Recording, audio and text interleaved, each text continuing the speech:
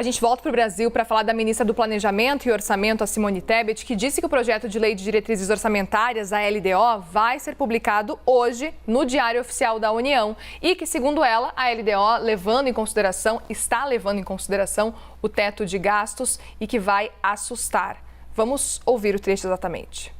A LDO vem com aquilo que o nosso governo tem de ativo, que é a transparência. A LDO vai mostrar o Brasil real, o Brasil que nós temos em relação às contas públicas. E sim, vai assustar, vai mostrar que não tem espaço fiscal para absolutamente nada de novo e, ao contrário, nós teríamos que tirar de despesas discricionárias. Nós basicamente zeramos despesas discricionárias. Nós sabemos o que são despesas discricionárias.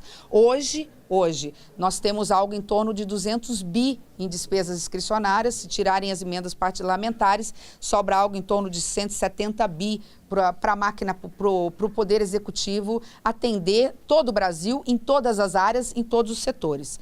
Com o teto de gastos, nós perdemos praticamente todo esse recurso.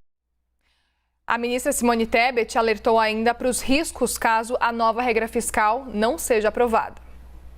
No arcabouço, nós podemos falar que em determinados, inclusive despesas, para a máquina funcionar, nós teríamos dificuldade. Nós não estamos falando de shutdown, mas nós estamos falando de despesas como água, luz. Nós temos que cortar de algum lugar para poder cobrir minimamente as despesas administrativas do Poder Executivo.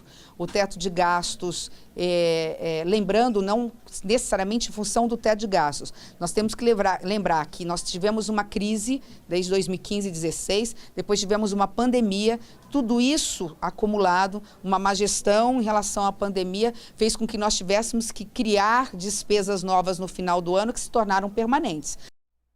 Muito bem, já aproveito para chamar Gustavo Uribe e Basília Rodrigues para seguir analisando então a fala da ministra Simone Tebet. Simone Tebet deixa o recado muito claro, né? E deixa muito clara a necessidade por parte do governo federal, do mercado também, de aprovar esse novo arcabouço fiscal, essa nova regra fiscal.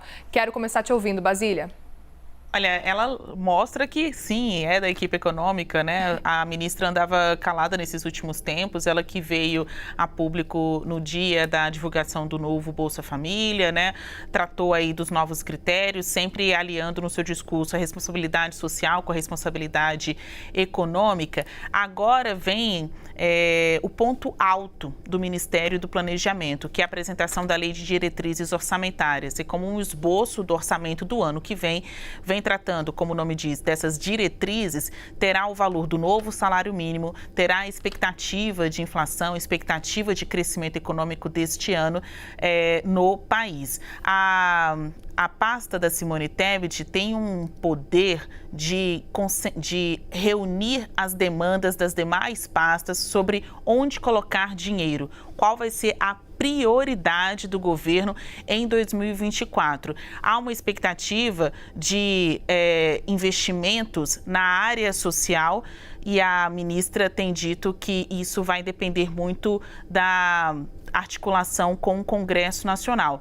Ela tem sido muito procurada por parlamentares. Veja que essa articulação, quando a gente trata do articulador político do governo, é o Ministério de Relações Institucionais, só que como a Simone Tebet é egressa do Congresso e ela já conhece bem o Poder Legislativo, ela tem ajudado o governo nessa articulação também. Então, apesar de não estar aparecendo tanto na mídia, e muitas vezes quando ela é colocada em destaque, é sempre fazendo um contraponto, como se fosse um outro pensamento dentro de um mesmo governo, ela tem tido um papel muito importante nessa necessidade do governo em criar uma base aliada na aprovação destas propostas, ela que é do MDB.